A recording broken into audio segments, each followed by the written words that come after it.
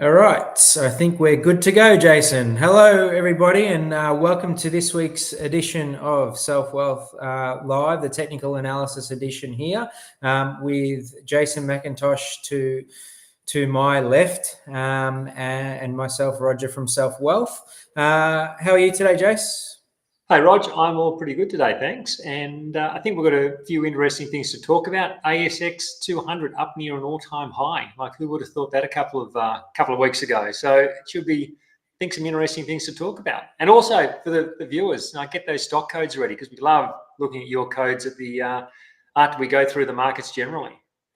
Yeah, 100%. Get the stock codes ready. Now, I'm not going to, once again, I'm not going to say that you have the crystal ball here, Jason, but we have been remaining bullish on this market. You never know, completely turn around on us as we speak. But it's good to see some of the things that you talk about, just as always, come to a little bit of fruition, staying bullish in the market, not being negative about it, and seeing it all of a sudden now starting to break into new territory again on the ASX front anyway.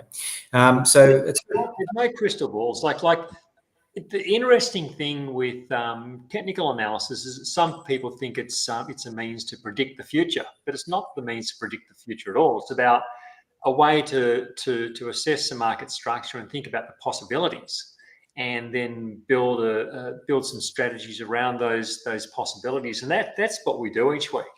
And it's not to say that we can see the future, because we can't, but we can say, well, look, this scenario appears more likely based on where the price is trading in relation to the moving averages and various things we do. So yeah, it's all about that possibility assessment. I think once you understand the possibilities, it just turns down the uncertainty a little bit. We still don't know what's going to happen, but if we have an idea of where things could go, we can have a plan. So, okay, if things go well and break out, well, we're going to do this.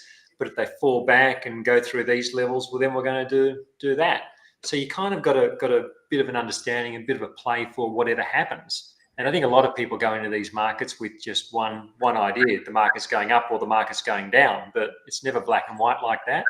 So the better you understand the possibilities, I think the better able you are to manage them and deal with them when they play out. Yeah, possibilities and probabilities, if they could use those same words, I think. Before we do start discussing more about the possibilities, can we please have a look at our disclaimer, please, for today? Thanks. Yeah, so everything, of course, today is general commentary only, and I'll just quickly put this on the screen, and that just goes through all that. So everything we do today is general commentary, doesn't take anyone's personal situation into account. And the other important note is I'm not part of Selfwealth. I'm from Motion Trader, so my details and licensing, etc., are in that top portion, and below there you'll see Selfwealth's disclaimer with licensing, etc., as well. Fantastic. Thanks, Mike. Thanks, Jace. Hi, Michael. Hi, Jennifer. Welcome. Everyone else, feel free to say hello as well. And don't forget, in this show, it's about asking questions around technical analysis. Obviously, we'll answer them after we go through the three markets that we analyze every week. So that'd be the ASX market, the US markets, and the Hong Kong. And then we'll go through your tickers. And I see obviously there's already tickers coming through. That's the most important part. And having a look at potential opportunities. Everything is a potential once again. All right. So before we go ahead, Jace, I want to quickly just talk about keeping things simple. And I think the more and more that when I started learning about technical analysis, I was one of those people that did want to learn everything, right? Want to learn all the indicators, want to learn how everything works. And potentially, I don't know if there's something, this is called something, right? But you're always wanting to learn more because you're taught that you should be learning more, always constantly learning. But in this, like the way we trade, the way we try and teach people systems and all that sort of stuff, sometimes I think trying to add too much or trying to learn too much can be counterproductive. Now, I know since I sort of started following you, Jason, and one of the reasons why I started following you is because it did look so simple, right? And even though I had an advanced sort of knowledge on technical analysis from all the education that I did, I found when it came to share trading, or even at the time, a few years ago, I was doing a bit of Forex trading, but it worked, and it kept it simple. And for me, it actually made it a lot easier. What do you think about that, Jason? About keeping it simple? I think that's what we want to talk about today. Not just. And I'm not just talking like you use the two indicators, right? So the two moving averages, right? But then potentially adding one oscillator just to help things out, but not making that the be all and end all. Yeah, I think keeping things simple is the way to go. I had a great early mentor when I started in the market. I had my graduate year at an investment bank in the charting department, and my boss then was a guy called Scotty, and he'd been in the market for years. He's just one of the great market technicians, and I'm learning the indicators. I'm learning about what a bar chart looked like, how it all worked. And I came across the candlesticks, Japanese candlesticks, and I said, Scotty, why don't we use the candlesticks? Why aren't we doing that at all? Because I'd read people like them, do well from them. And he said, look, you just can't be master of everything. I like the bar charts. That's what I specialize in. And that made sense. And so I focused my attention on probably fewer things rather than every possible thing you could look at. So it's not to say the candlesticks don't work. Some people love them and use them with great effect. But try and be really good at one thing, not try and be a bit good at all sorts of things. And then over the years, I've tried all sorts of indicators. I've looked at things like Elliott wave, which is more a predictive sort of analysis. But the longer I've been in the markets, the simpler I've made things. I've dropped away a lot of the indicators that I've looked at over the years, and because they create clutter on the screen and they distract the attention from some of the price action, which may be more important. And you get conflicting information as well. One indicator will suggest this, another will suggest something else.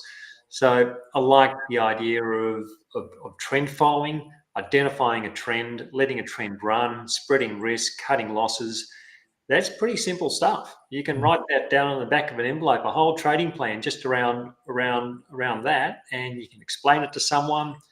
And I think it's something that most just about anyone can do. You don't need 3 screens or 4 screens up on the go with all sorts of different things. It's okay to have a couple of screens on the go if you want, but you don't need it. Just keep it simple, and I think it makes it easier to follow something over time if it's not too complex. Yeah. And also, I think things work better also if they're not too complex. Complexity sounds clever, but in application, it doesn't always give the optimal result. Yeah, and it's good that you said that, you learned these things like 20, 30 years ago, or even longer. I'm not sure. Was it 30 years ago with your mentors? And keeping it simple. It was 1992, so 32 years ago. So it worked back then. I don't think that all these indicators that have evolved over the last 30 years make it any easier or any better. And that's not to say they don't work, because you can, obviously they're there for a reason. They're there to provide extra data, extra information. But to digest some of this stuff, you have to be like a supercomputer, and to do all the back testing, to do all that work to see that these indicators are actually working, when in essence, all you need is to learn some patterns, learn some potential patterns in the market, a couple of EMAs maybe, see if it's trending. So the only market's going up, sideways, or down, right? So there's only 3 ways. So I always go back to when I'm thinking to myself that potentially the strategy is not working, maybe I just haven't given it enough time. Or 2, I'm starting to think, maybe I'll add in another indicator, get some confirmation. I just pull myself back. and I don't know if you go through this anymore, Jason. You probably don't. You probably just don't care to test too much for other things anymore, right? But is it just worth just going, hey, you've got to give something time. You've got to give something, a good amount of time, and just let it do its thing. And every time you want to add something or add this and add that, just make sure, are you gonna test that other thing over hundreds of trades to see if it works? Because you can't just test over one or two and think that it's going to work, right? So yeah, anything you bring into your trading plan, you got to ask, does it add value, and does it add enough value to make it worthwhile? And so that's what I do with back testing. It'll like I've tried adding all sorts of things to back testing, and lots of things can work, but do they add to the robustness of the system by adding them to something else which you've got? So, for example, I'm using moving averages and breakouts. So now if I bring in Bollinger Bands and RSIs and bring them into the system, does it make it work better, or does it just make it more complicated and give a similar sort of outcome? If it gives a similar sort of outcome, but I've increased the complexity, I don't want to do that. Because it just means more things have to come into line to trigger a trade. And that may work in one environment, but then we may go to another environment, and the complexity makes it less effective in trying to navigate the market. So I think keep it simple, minimize the number of indicators. Nothing wrong with exploring indicators and finding things that you think work, and then testing them out and seeing how they go over time.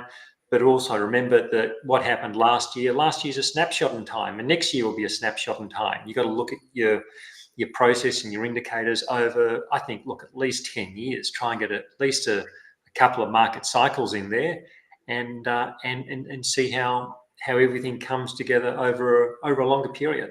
And that's how we come up with a robust system, because we can see that we can apply it. I can take what we're using now, we can use it in the 1990s or the 2010s, and we're going to get comparable results. Different market conditions, but we've got the same overall cycle where we get the bull market, the bear market, the sideways market, and keep it as simple as possible. I think it makes the system, gives it more longevity. Yeah.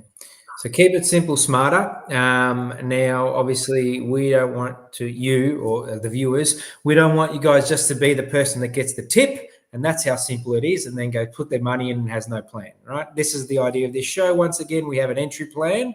We have a simple, criteria to be able to enter that stock or that trade, right? And then we have an exit plan, because I've heard a terrible story last week of someone losing 80 grand because they had no. They're still in the position, right? But they're unrealized. They had a realized profit of 80,000 roughly, and they let it all go backwards. And I just, I just cringe at hearing that. And if it had been me 3-4 years ago, it probably would have been me, right? So, but yeah, just not having that exit plan and thinking that waiting for that stock to come back up to exit. Oh, geez, it made me cringe when I heard about it, So there's so many examples we could look at, and so many people have that experience where they ride it up and they ride it all the way back down. I've done it, in earlier times, and it's that hope that a stock will go back to where it came from, but sometimes, in fact, probably a lot of the times, it may not go back. May never go back, or it could take years to go back. So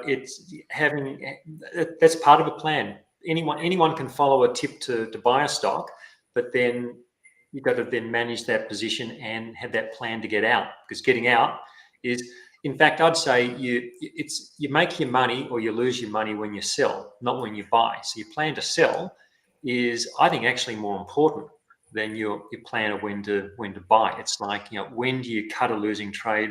How long do you let a winning trade run? I think that's the key to having that outperforming portfolio, and not having a whole lot of dead weight stuck there, which is peaked and then just fallen away.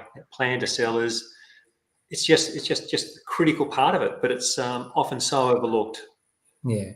And I think even if you're an amateur, right? Even if you're an amateur, you know, this is not your full-time gig, but you want to get involved in trading in shares, having that plan is so crucial, right? So, I mean, you don't have to be a professional at this, but you can have a plan as always. Whether you want to, you know, just dabble in it and invest your 10% as they recommend or whatever it is, right? To put away in investments, or you want to be a professional at it. Having a plan and having a simple plan is so crucial. All right. Well, let's move on. Sorry, Jace. I just had this epiphany that we've got to talk about how we've got to keep things simple, right? So so I thought I'd just quickly brush on that. And there's our philosophy for the day. Let's get on to the ASX market, Jace, please. What is it? It does look like it's starting to try to push up into new territory here. Is that right? Yeah. Well, look, this has been such. I think it's been a really interesting week just to step back and like look at what's gone on. It's been a classic week for the headlines. So I'll just give you a quick summary of some of the things I've seen. So going back to Monday last week, so turned on the screens on Monday morning, and there were headlines like S&P 500 plunges on tech collapse and ASX to fall sharply. So this is what I was seeing. It was on this day here. So this is what was going on Monday last week. S&P 500 plunges on tech collapse. That was an actual headline. And then you fast forward to Friday, just a couple of days ago, and the one of the headlines I saw was US stocks rally on tech surge, and one news service had rocket ship emojis and all this sort of things going on.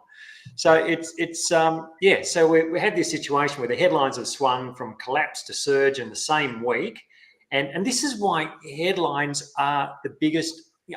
Look, I think they're probably the biggest emotional amplifier of them all.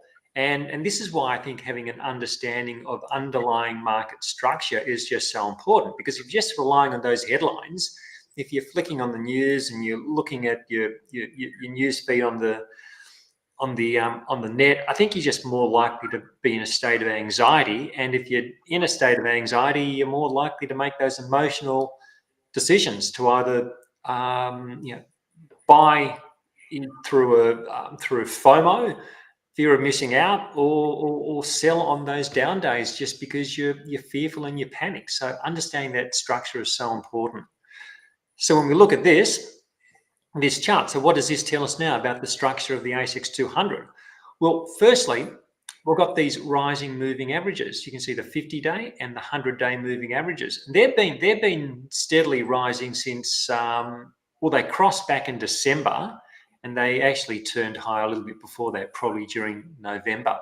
So we've had these steadily rising moving averages. You've got a couple of little movements to the downside or sideways, but this general upward trajectory has been in place for some time.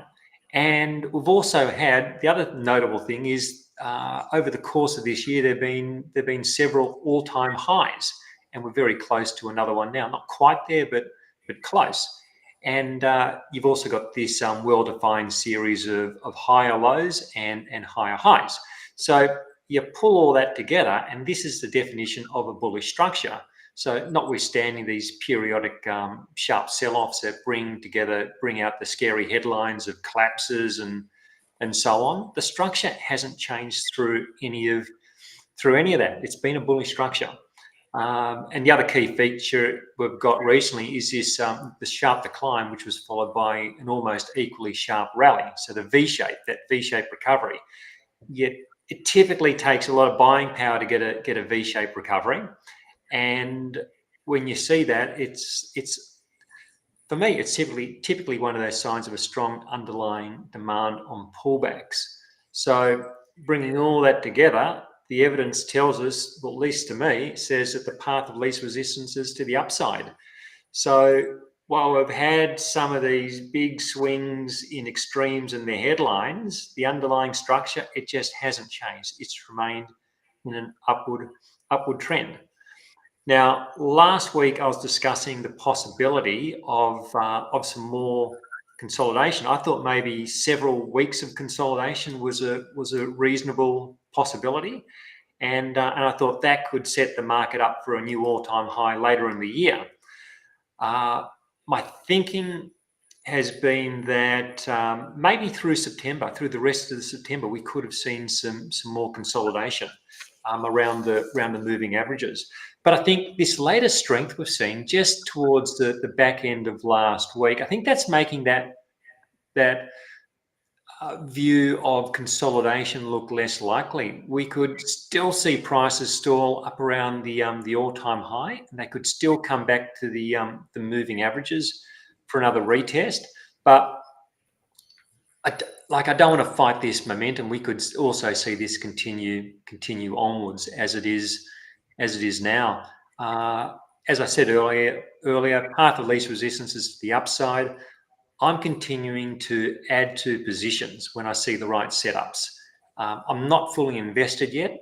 I'd like to keep getting more money in the market just with this trend remaining in place. I don't want to try and be too clever with the timing of this and saying, oh, look, if it comes, I think it come back to the moving averages, then I'll buy some more. Because as I say, maybe it doesn't come back. So I'm still getting cash back into the market and actively looking to increase that exposure. And of course, I'm using wide trailing stops. We talk about wide trailing stops quite a bit. And the reason I use those wide stops is to, in the event that we do get some pullback, it just helps see off that consolidation and stay with this broad trend, which has been in place throughout this year. Yeah. I just want to, I mean, for those, when I mentioned patterns before, right? Those that, having a simple knowledge of, tops and bottoms, right? I'm looking at that bar down the bottom there. For those that were panicking at those three days of down we mentioned there, it actually just rebounded off that sort of, it's a triple bottom there. And if you didn't know anything about this, you'd be panicking, you'd be selling. But as you kind of expected that to potentially be stored there, you could allow it some time just to recover and know that you still have your portfolio, in a good position there, right? So, what we're teaching here is fantastic, I think. So is that right, Jason? And one of the things we said at the time was often when you get a market that has a sharp reversal from an all-time high, swings down, goes from above the moving averages to below the moving averages, there's often going to be some sort of a rebound back to the moving averages. And it's what that rebound looks like that can give you some clues as to what's coming next. And we're talking at the time about this, saying, look, if we get a shallow bounce and a move sideways below the moving averages, that would be a sign of vulnerability, and then would be concerned about putting in strategies in place for the market then potentially turning lower again. But we didn't get that shallow consolidation. We got the strong rebound, and this horizontal support line. I've had this drawn on the chart for many months now. I can't remember when I drew it in, but it would have been back around April.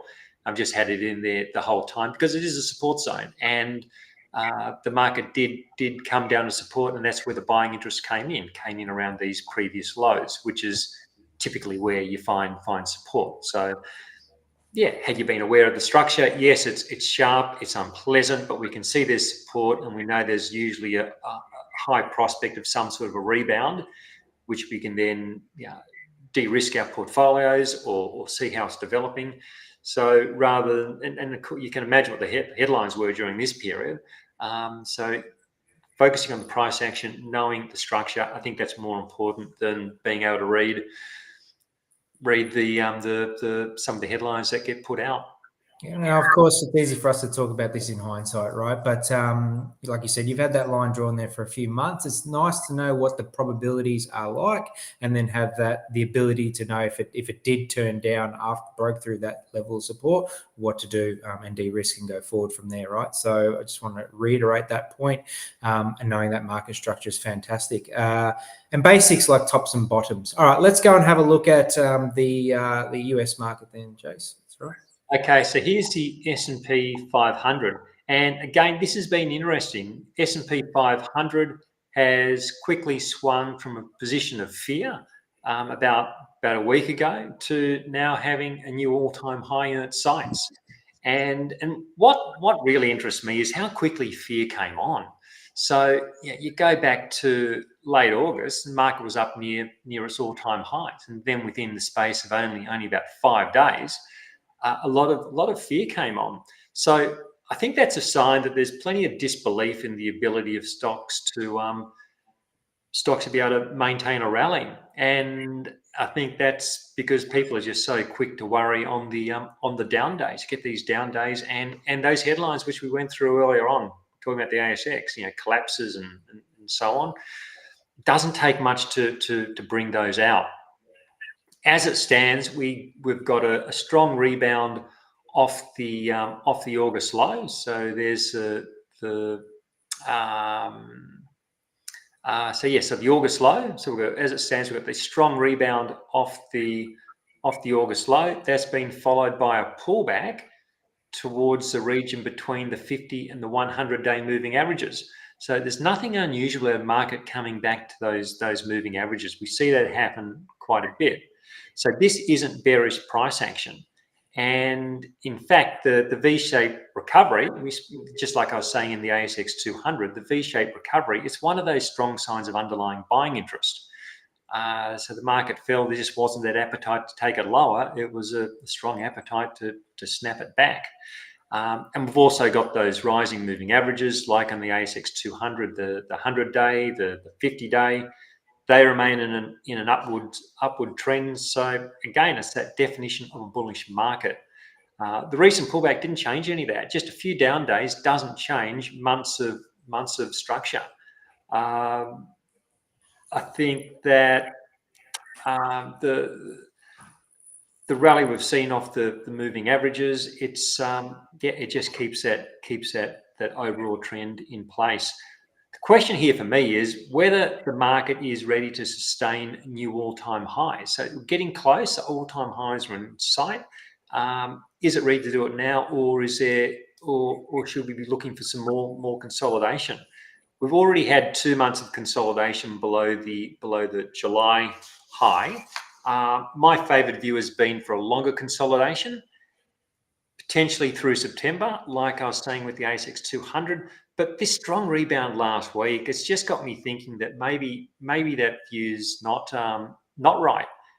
Maybe the market is getting ready to rally sooner than I thought. Same setup as present when I'll also go and we'll have a quick look at the S&P 500 equal weight. So this is the regular S&P 500 index where the largest stock has the most influence. This is the S&P 500 on an equal weighted basis. So the bigger stock has the same influence as the smaller stock. And this has already hit a new all-time high. I think this is a positive factor that the equal weight is hitting an all-time high. It's showing there's wide breadth of performance in the market. There's a lot of stocks participating in this rally. Hence, you've got the equal weight hitting an all-time high. So I think that's positive. Also seeing that the Dow's also made an all-time high. So it's not just a few big tech stocks running the show as it had been earlier in the year. The one cloudy patch which I'm looking at, it's with the Nasdaq. So this is still a fair way off its all-time high. So that doesn't look like it's ready to break high yet. So I've got this. So it makes me wonder. Like, it is possible we do see that more consolidation before things potentially go higher. Summing it all up. There's always uncertainty with these things, but I think it's still a case of remaining long stocks. Nothing's changed there all year. If prices do break out in the near term, then I want to be on board that. But if we do get some more consolidation, well, then we've got those wide stocks. Try to see that consolidation off, but staying with that broader trend. Broader trend is still very much intact. It's interesting seeing that bit of divergence between the Nasdaq and the other two there. Let's have a look at before we move on. Because there's not much happening in the Hong Kong markets. We'll have a quick look at Hong Kong actually. Yeah. Well, look, as you as you say, Rog, that's the Dow Jones just there. I'll just looks very similar to the equal weight. And just call up the Hang Seng. Look, there's, as you say, there's not a lot to talk about. Not a lot's changed since last week. Prices are still below these moving averages. Moving averages are quite flat here at the moment. There's no immediate momentum in either direction, and prices are really just chopping either side of the moving averages. And when we go down and look at the Chinese market, well, this is weakened further since we caught up last week. Still got the declining moving averages. Prices are making new lows. I still think it's a market to avoid. At some point, it will bottom, but it's not about trying to call the actual low point. It's about looking at that structure evolve when a low is in place and looking for the opportunity from there. But at the moment, the opportunity is not there. It's making new lows, and we've got those declining averages. Yeah. Well, look, once again, it's great to be able to see this on a chart. If you're a fundamentalist, once again, we all know that China plays a big part in our economy here in Australia and the world's economies. But to just think to blindly go in and invest in China and not know what's happening with the actual overall market there, I think it's a disadvantage, right? So it's fantastic that we're able to see this happen. All right, well, let's get on to one of the questions here before we get on the tickers. And you know what, you've probably answered this a few times, Jason, but it's always good to know, why don't you sort of combine fundamentals with your technicals, Jace? There's absolutely nothing wrong with doing so, and I've seen people combine technicals and fundamentals with great effect. So it's something that can be done. It's just not something I do. It's I can't I put together a strategy, then I back test it, and I can't back test fundamental analysis over the last 30 or so years, but I can back test the price analysis, and I'm happy to go with the price analysis because the way I see it, the fundamentals are already factored into the price action. So if there's momentum in a stock, there's interest in buying a stock. It's that fundamental story is already factored into that, and it's also I'm nimbler with a momentum based approach. If I get a buy signal, then I've got to go away and research a stock for a few days potentially. It slows me down. I can have up to 80 stocks in my portfolio. If I've got to go away and do the research on every single one of them, it bogs down my approach. I want to buy on breakouts. I want to let profits run, and if it's not working, I'll cut it. And I can do that without knowing anything about the companies. I think this is the beauty of a trend following based approach. It can pretty much take you anywhere. It can take you into currencies, into commodities, into bond markets, into stock markets. It can take you to markets where you have no underlying experience in because you're using a simple process for identifying trends, and you can spread risk. You can let profits run and you can cut losses, and that's something you can do just by understanding the having the price data on its own without having to go away and do all the fundamental research on it. Now, again, there's nothing at all wrong with doing that, but that just suits me. It suits me not to have to dive into the fundamentals. But as I say, I know people who do that. They have a combined approach, and it can work really well also. Really depends what you like yourself. And but I think one thing with looking at fundamental analysis, which I think does sometimes bring people unstuck, is that they get so certain that a stock should do something that they ignore the technical signals when a stock starts to break down, when the moving averages start to roll over, and they say, no, the market's got this wrong, this stock's going to work. That may be true, but it could fall a long time before it starts to come good. So that's the thing to recognize with fundamental analysis. Decouple your ego from what you think the stock should do, and I think respect the price action and how the market's weighing it all up. If the market says you're wrong, I think accept you're wrong and move on, and not let yourself fall into ego-driven trades where you just hold and hold and hold, and then sometimes you get a wipeout. Mm-hmm. Have you ever, in the 30 odd years that you've been in this, ever used any fundamental or taught about fundamental analysis at all in your trading? Just the basics through going to uni and studying economics. I understand it all, but not to the same level as someone who's really focused and studied it for a lot longer and specialised in it. But I do understand it. I've got no problem with it. But for me, I prefer price action. It's by chance. My graduate year at my investment bank was at Bankers Trust. I learned price action, and that really worked for me. I'd come from university where I'd learned all about economic factors, and the professors told us chart analysis was a waste of time because markets are efficient and trends aren't lasting. And then I find myself in the charting department learning the exact opposite. And for me, that worked. I just love looking at a chart and seeing a pattern, and developing a chart eye, and being able to see trends, and these big trends that you look at a chart, they could last for 2 or 3 years, and you work out the percentages and go, wow, they had a bit of that. But I couldn't do the same thing by picking up a balance sheet. Yeah, exactly. For me, I could see it on the chart. I couldn't see it on the balance sheet, and the balance sheet was just seemed so arduous to me. It wasn't my thing. I like going through charts. I could cover 100 charts in an hour. How many balance sheets will I get through in an hour? I could cover so much more ground.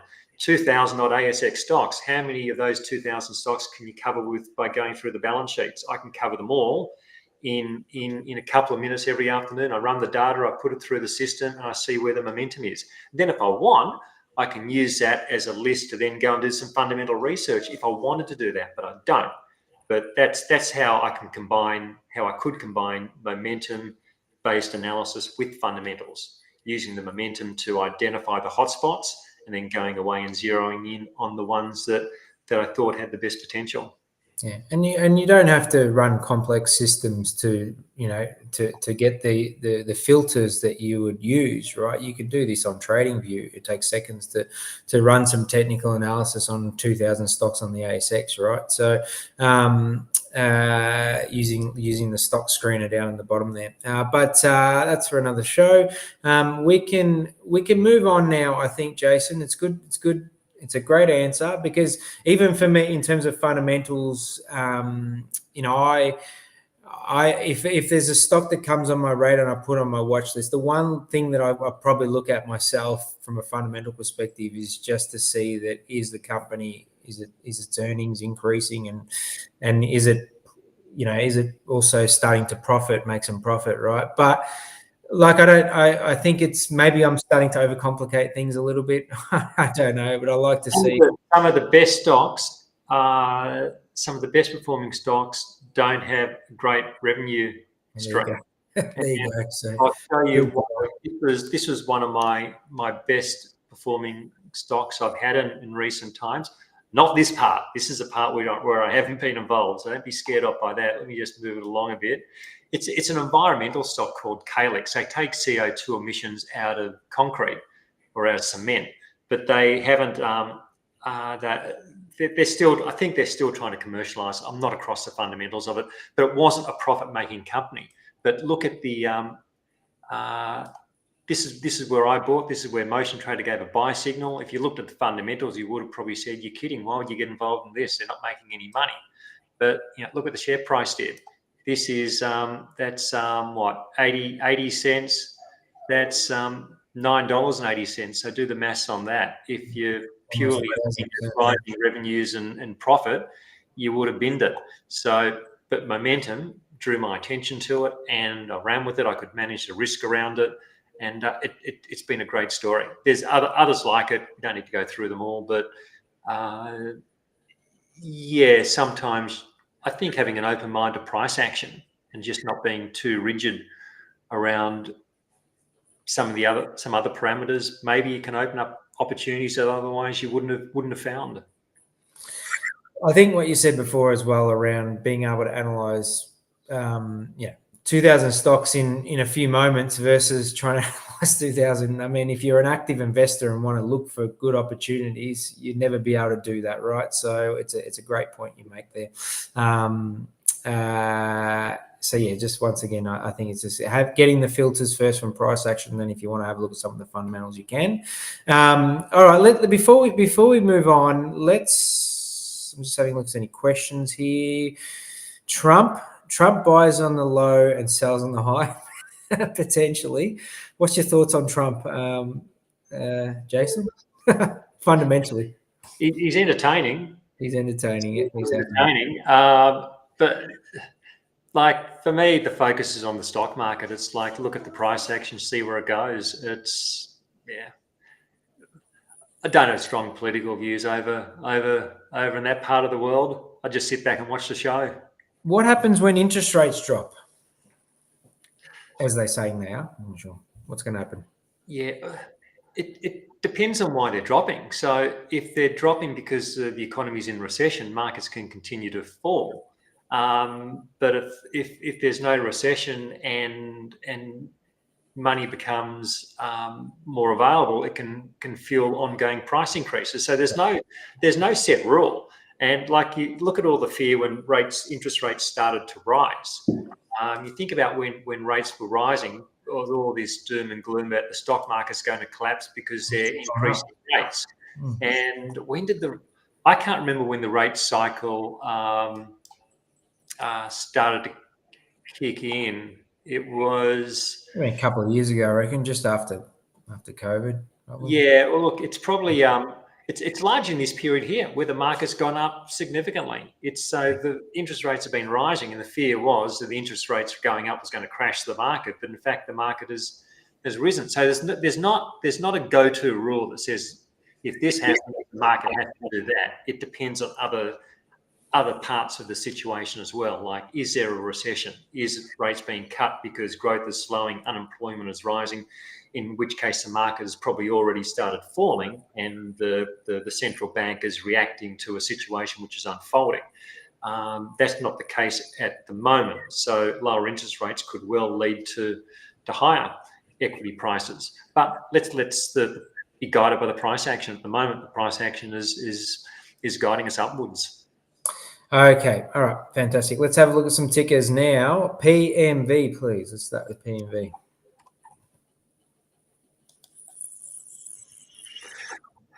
Sideways consolidation into the moving average. So this is potentially a bullish setup. Just seeing where it's come from. And yeah, so this the moving averages first crossed back in December, had a nice initial rally. Just pausing here, going sideways. So this is a sort of pattern that could, well and truly resolve to the upside. You can just draw some, draw a bit of a range in there. So where it's like someone who liked the idea of this stock could potentially buy it here. This is buying the dip. It's buying the dip back to the moving averages with having a bit of a balance off it. But it's a sort of stock someone who wanted to buy could buy there, and you can manage risk just putting a stop probably below the low point from where was that earlier in the month. So maybe it's a 14% stop, and upside is like upside's always unlimited, but just putting some basic guidelines around it. Say, look, let's look at the target. Look at the high from 2020. That would be a realistic initial sort of possibility. So you look at potential downsides, maybe 15%. Upside could be north of 50%. So it's asymmetric in the setup. Alternatively, someone didn't want to try and buy the dip, buy the breakout, buy the break above this blue trend line marking the top of the range. So I think it's a stock with certainly a stock with potential. All right, fantastic. What about PNV? PN with an N finale.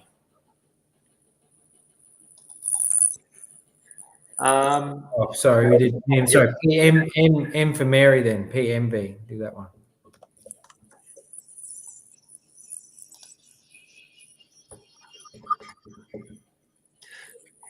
Not dissimilar to the stock we just spoke about, in that we've had the nice upward trend. We've had this consolidation where it's started to get a bit stretched above the moving averages, and we've had this sort of sideways period back into the moving averages. Recently broke higher, pulling back. Trend's very much in place with this stock as well. Like if this was a stock in my portfolio, I'd continue holding it. For me, just looking at the recent price action, maybe it does need to consolidate a little bit more in the near term. This is a bit of a sharp drop recently. I'm not sure what the reason behind that drop was, whether it was an ex-dividend or whether there's some financials came out. There's a potential for it to chop along the moving averages a bit more.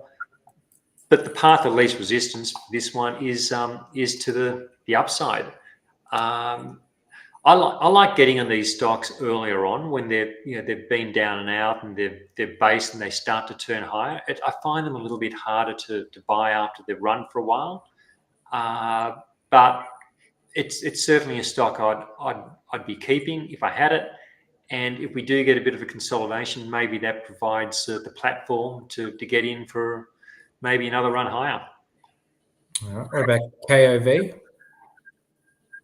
So I've got some of this one myself. I had it for quite a while. Can't remember where I'm in, but I have had it for a while. It could be like back down in 21 sort of zone, and trend is up. Just like we were speaking about before, we've had like a sideways consolidation. We've had a breakout, had a big run. It has become a bit stretched over the averages. We've had to pull back to the averages. Maybe there's some more consolidation coming in this one, but if it's a stock in my portfolio as it is, it's one which I'm keeping. And it's also a good example of, like, look at this lengthy sideways period through here. It's like, there can be these long periods. This is a couple of years where it didn't really do much. So this has been sitting in my portfolio for ages. So it pays a dividend. So I've been picking up a nice dividend in it while it's been going sideways. And I've got the capital gain from wherever it is back down here where I got in. So it's been a good double hit. And unless you've got a reason to sell, I don't sell. So as it's trading sideways and I'm in profit, I've got a trailing stop which tracks up underneath the market, and I'm just patiently wait for the market to do what it's going to do. And in this case, the rally has continued. So rally does remain in place, so it stays in the portfolio. Okay. Is it at all-time highs? Would you? Yeah. Yeah. Okay. I'm pretty. Let me just check. I think it is. Yeah, there you go. All-time highs. So would you buy now or sort of hold off? What would you? I wouldn't rush to buy it at the moment because it still looks like this is like a weekly chart now. It's a bit elevated above the 50-week moving average. I don't think it's going to continue increasing at the rate that it did a month or two ago. That wouldn't appear sustainable. I think it's more likely we got some consolidation and then maybe some more gains. But I'm continuing to hold it because I'm optimistic that there'll be more gains. I'm hopeful there'll be more gains. I think we want to be. This is an interesting thing with stocks. I think when a stock's rising, we want to be optimistic that it will continue to rise. And when a stock is falling, we want to be pessimistic that it will continue to fall. A lot of people tend to be the other way around. When their stocks are rising, they're pessimistic that it's going to top and it's going to come back down, and they take profits too early. And when a stock's falling, they're optimistic the low is going to be not just around the corner and they're going to get their money back. But that's where we want to be, I think, pessimistic and go, it's not working. Let's just move on. And I think flipping our mindset it's so important. Be hopeful or optimistic when a stock's rising. Be fearful or pessimistic when it's falling. Within reasonable bounds. You've got to give your trailing stops a bit of room for a stock to move. But like the story you said of someone who's rode a stock to an $80,000 profit and has ridden it all the way back down, at some point they should have been pessimistic that this isn't going well, and cleared it out and locked in probably still a good portion of profit, maybe $55,000 or $60,000 profit was still lockable. But hope can be misplaced when a stock is in a downtrend. Hitting hope. All right. What about RMD?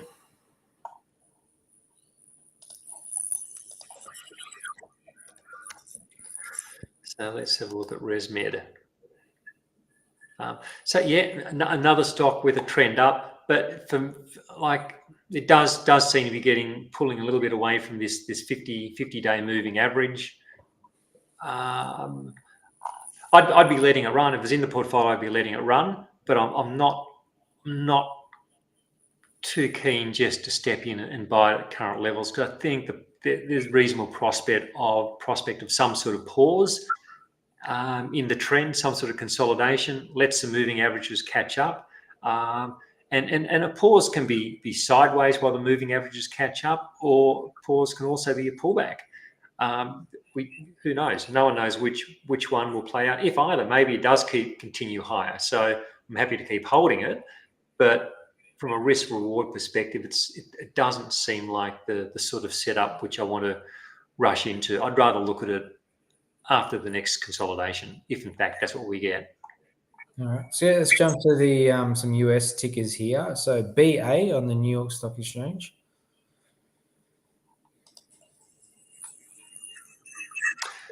Downtrend, vulnerable, technical structure.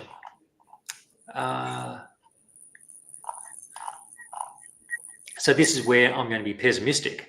So I've been hopeful and optimistic on most of the other stocks. I think all the other stocks I've seen so far. Now I'm pessimistic because I can see declining moving averages, and I can see a stock making a new low below declining moving averages. So that's not what I want. Now, at some point, you can see a stock will make a low below declining moving averages and rally. So at some point, a low, not always, but often, a low will be formed, and a stock can go into another bullish phase. But we don't know when that's going to be. Look at this period of declining moving average, declining price. There were a number of strong rallies, but the trend, the overall structure didn't change. We had declining moving averages the whole way. So I'd rather just step back and not play until we have a different structure. And for me, this one is too vulnerable to lower levels. I think the odds favour that this is going to see lower prices in the weeks ahead. All right, let's have a look at CIPLA. CIPLA. It's in the NSE. Yeah, the NSE. That's right. So that must be the top one there. No, well, that's the Indian exchange. This one here. Well, let's have a look at it anyway. They want to have a look at it, so let's see what it looks like. What's up there? Nice strong uptrend. Happy to let profits run. Wide trailing stop. We get these periodic pullbacks to the moving averages. I wouldn't be surprised to see this one just go sideways for a bit, let the moving averages catch up. So I'm probably not a buyer at current levels. It looks like a bit of a range could form. We've got the high from September, a low from a few days later. So maybe between the previous high and the recent low, maybe we can get a bit of a range form. But I'd be happy to let it run if it was in the portfolio. Path of least resistance is very much to the upside. All right, fantastic. APX, that one's been brought up a few times. APX. So that's Appen. It's a popular stock at the moment because it's down. It has been down and out, and it's moving. That recover, yeah. And yeah, look, the trend here is up. So for me, it's interesting because the moving averages have crossed. So 50 days above the 100-day. If I had it in the portfolio, I'd certainly be keeping it. The tricky part with this one, if it's not in someone's portfolio, like where do you get in? Because you think, okay, look, if I'm going to get in, I'm going to buy today, where am I going to put my stop loss? And you might go, look, let's put it below the previous low. It's 42% away. So it's a hard one to place a stop loss on at the moment. There's no technical structure between the current price and the previous low, you can't really even use the moving averages. Go below the 100-day moving average, and you're looking at like a 50% stop loss.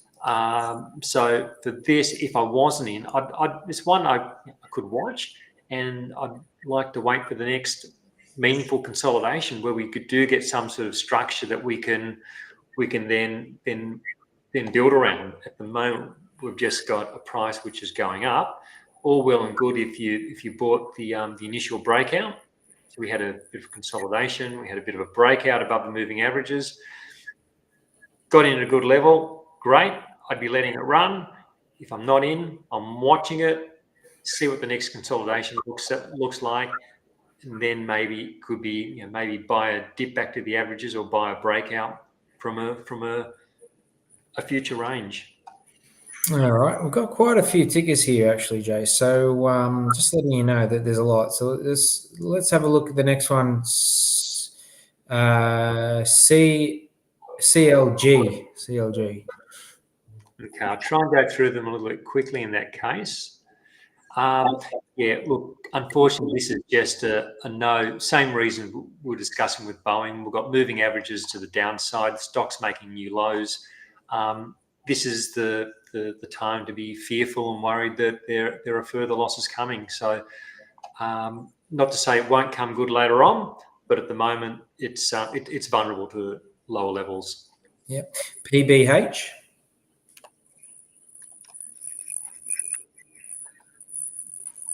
Now, with this one here, they've had some capital returns, hence all the gaps. So I'm going to press this adjust button, and that puts back dividends and special dividends and such. So now it completely changes the chart structure. Trend in this stock is up, rising moving averages. It's just broken out of a range bound period. If I had this one, I'd keep holding it. Probably not a buyer today. Maybe it looks like maybe there's some consolidation coming. See what the consolidation looks like. But there's certainly more upward potential in this stock. All right. RCL.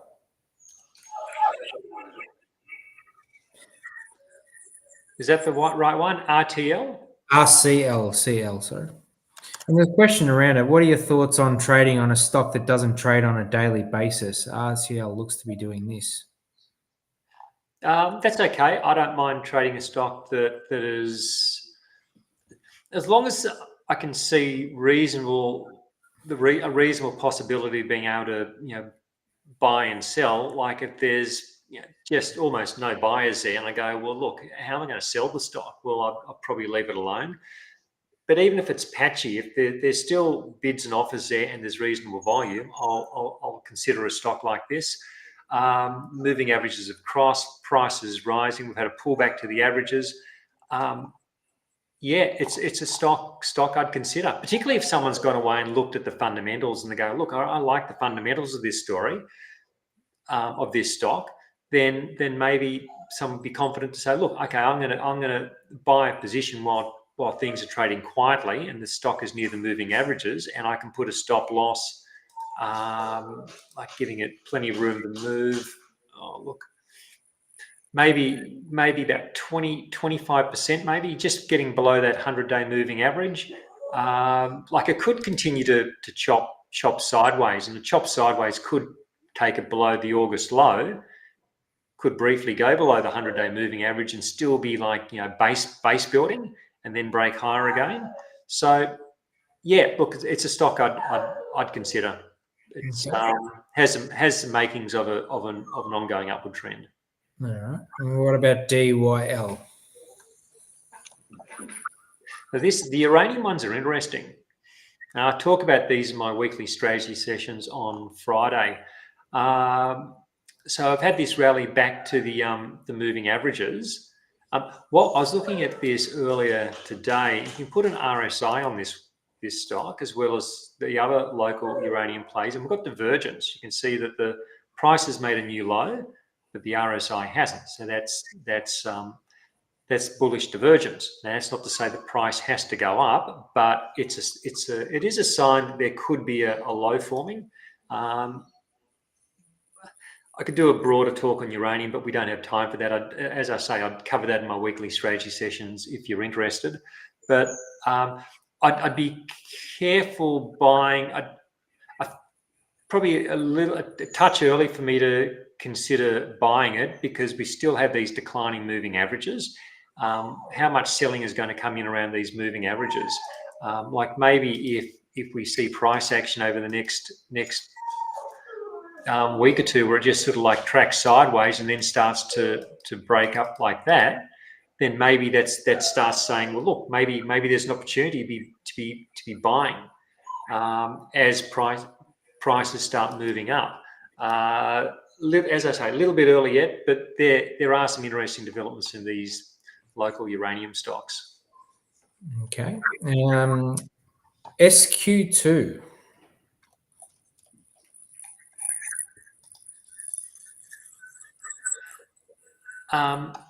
So this is the old Afterpay. So block bought Afterpay. Like I wonder whether that's just this is a big basing period, and it's interesting. You can probably line up these, roughly. Like you can roughly line up these lows. So there's support there. We had this false break to the downside last year. Didn't stick. Prices started to rally again. But there's nothing here to say it's ready to go now. We do have these declining averages and prices below the averages. Having said that, like, when you've got a stock trading sideways, it will sort of like oscillate around the moving averages. I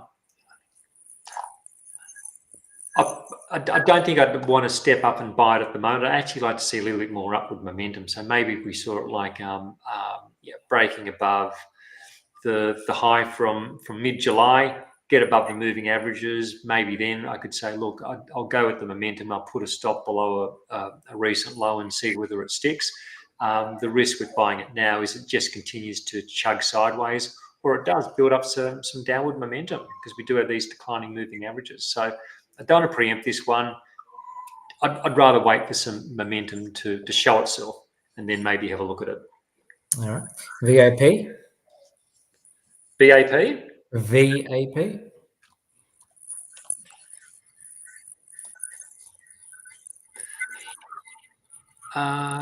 So this is looks like an ASX 300 property ETF, perhaps.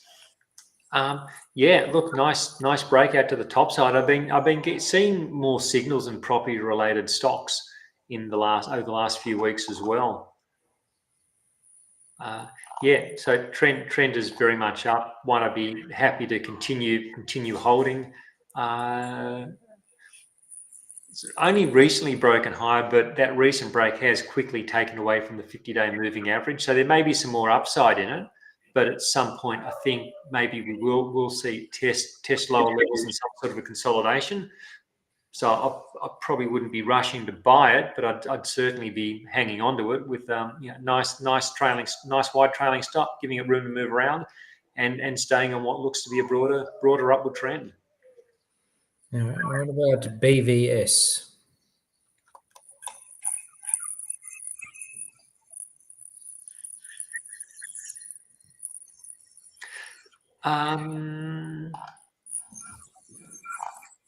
Yeah, it's certainly got the potential to continue moving upwards.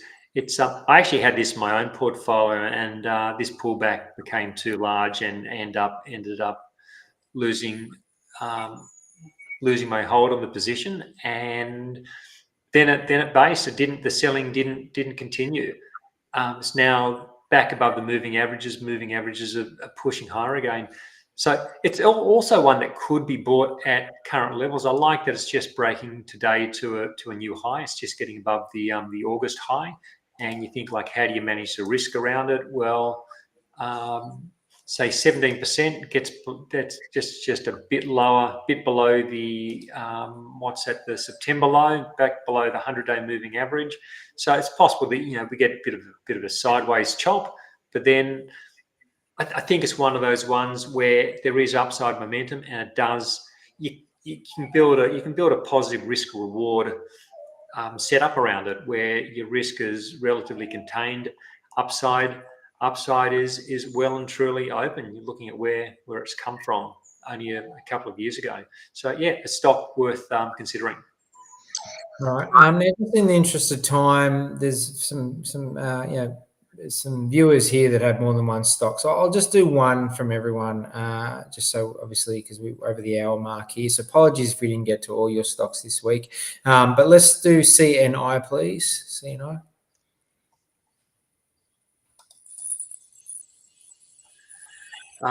Yeah, this is nice. Let me just got this drawn on from a previous time. I can just quickly adjust it. So we had overhead resistance. It's just recently broken above that. We had this sideways consolidation, so compression, and periods of compression where the price action tightens up into a range typically leads to periods of price expansion, and that's what we're getting now. We're getting the price expansion and the breakout. Moving averages have crossed. I think this has got upside potential. Risk can be managed. If I was buying into this breakout, I'd certainly be holding it. On the near, like, would I buy it at current levels? Let me just, like, you'd probably think it, like, we've got this big support region beneath it now, so maybe the stop could be, yeah, look, probably a stop could be probably a 12% stop just back to around the 50-day moving average would probably be sufficient. So even though it has run a bit and it is a bit stretched, and it does have the potential for a bit of a pause, probably the likelihood of a bit of a pause. It could be bought at current levels, or maybe a bit of a dip just down, maybe $1.90 thereabouts. Work out as percentage wise, probably not a great deal in it, but yeah, certainly a stock I think has potential to see higher levels. All right, CDV. Sorry, what was that, Rog? SDV. All right.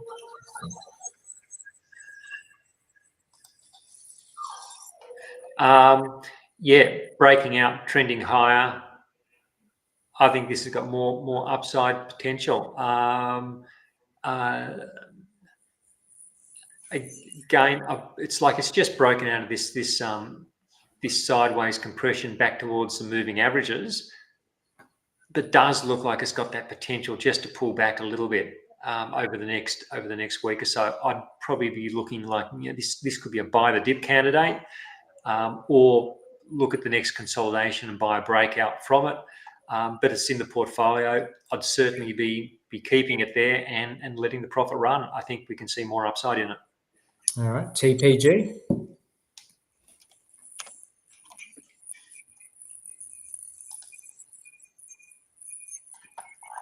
A bit messier. This one. Like, it's got the potential there for an upward trend to develop, because we've moved from below the averages to above, and the averages have crossed. So the potential for something to develop is there, but we've seen this potential before and hasn't delivered on it. So if somebody wants to give it a go, it could be bought at current levels, and I'd be placing a stop. Like, the beauty with this one is that it can be a relatively close stop. Like, let's say, looking at that low point from the end of August, maybe an 8% stop loss. It could even be more aggressive than that still, but maybe an 8% stop loss, and upside potential is well and truly outweighs it. So it's not one where I think it's a terrific setup, but it is one which could continue to build upon, and risk can be managed to a fairly reasonable level. All right. Last few now, I think. Is AMA. AMA. It's a bit of a marathon for you today, Jace, but I know you're used to marathons. So. No, all good. Was that MA? AMA? AM for Mary. I like the potential of it. From below the averages to above, averages have crossed. Initial run, now we're getting that consolidation. So you look at where it's come from. There's plenty of scope to go higher. So if, say, the stock was bought at, maybe we do get a bit more consolidation while the averages catch up, but if it was bought at current levels, maybe a 20% stop would work on that. And I think that's reasonable considering the like it's a 6 cent stock, so it's like one of those ones that could double. So 20% initial stop seems reasonable. Yeah, and it's not that all these stocks which have a setup which can potentially deliver higher levels, a lot of them won't deliver on that potential. And that's why we spread our risk and we manage our risk. And we accept that there are going to be plenty of setups which have nice potential, which just don't deliver. And that's okay. We let them stop out, we move on to the next opportunity. And we're just constantly searching for the ones which are going to run and run well. So this has the potential of something, but let's see whether it plays out. All right, MIN. N for Nelly. No, M for Mary. IN. Min. MIN. Right. Got it. Yeah, it's a no at the moment because we've got this downtrend in place. Like some point this will probably bottom and turn higher, and someone will buy it on the day of the low, but that person won't be me. I'll wait for more structure to develop, and we don't have it at the moment. We've got a couple of up days, but that's not a trend change. They're like, you can just look at these previous periods where you get the makings of what some people say, look, this could be the turnaround, but the downtrend remains in place. So it's nothing here to say. There's not enough in here to say, okay, look, that's it. I think it's up.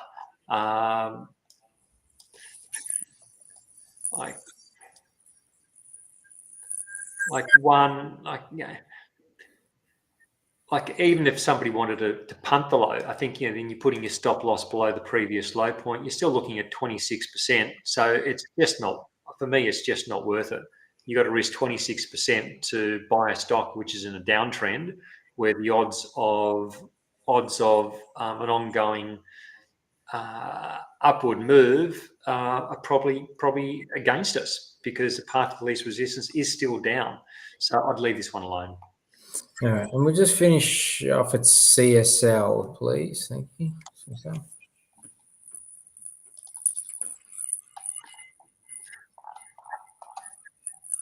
It's been in this big. I've got this adjust on. Take that off.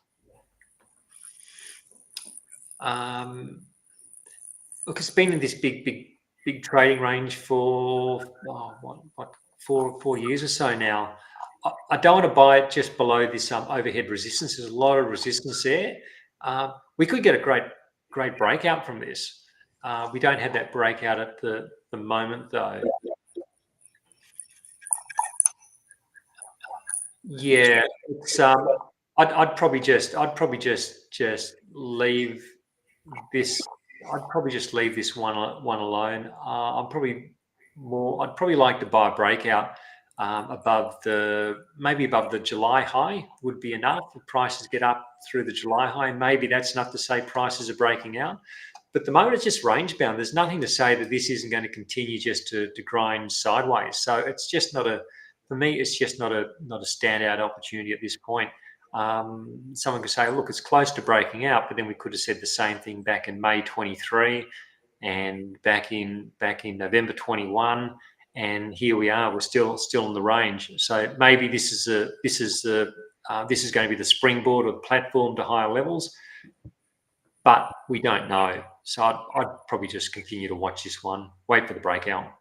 Okay, and I've just noticed there's one more here. We'll do one from Sunshine. Please just PME. Thanks, PME.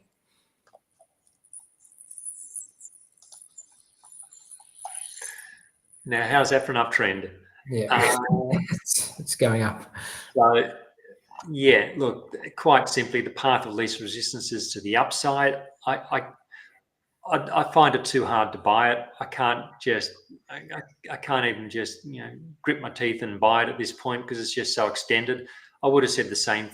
Having said that, I would have said the same thing in June. And I would have looked at this in June and said, look, I just find it so hard to buy it here, and it's continued up. So that's not to say it's it can't go up. But for me, this is one I'd like to keep running if I had it. But if I wasn't on board, it's one of those ones I've probably got to say, look, this one's just gone too far for me now. But as I say, if I was in it, wide trailing stop, except I'm not going to get the peak. If I've had it for ages and I've got a really large profit, sometimes I consider scaling out a little bit. I always keep the bulk of my position. Sometimes I skim a little bit off the top. I'm not suggesting that's what should be done here, but sometimes people have had a stock for a long, they got in fairly early and a large position has developed. So it all depends on the individual, how much capital's at stake, how long they've been in it. But the base case for me is let the profit run. That's what I'd be doing with this one. All right. Thank you very much, Jason. Look, apologies for not getting through all of them that you guys have said, but it's great that you're giving it to us. Look, we're going to do next week, just as an FYI. Oh, sorry, before I talk about next week, just remember, I've got to say this, right? Just remember, everything we do or say today is as general advice, and we do mention that in the disclaimer at the start, obviously. Do your own due diligence on your stock. What we say or do might not fit your plan or routine, right? So you just make sure you do your own research, of course. All right. Also, make sure you like and subscribe on our channel and write any comments, lovely comments, obviously, and any feedback you want to provide, then please send that through as well. Now, just for next week, guys, we are going to do a show, but it will be a not live show. We're going to do it'll be on streaming at Tuesday at 12 o'clock, but it will be a recorded show for next week only. All right. Just because I won't be available on the Tuesday. So, but other than that, Jason, thank you very much. Thank you very much for this wonderful show again today. Yeah, that's been fun, Rog. Hopefully it's been interesting for our viewers and gives them a few ideas and look forward to coming back. We'll do it all again. And let's hope by this time next week it will be a Geelong and Sydney grand final again. All right, so that would be a result. We'll see what happens. All right, thank you very much, everyone, and have a great week ahead, and be careful out there. Take care. Bye-bye.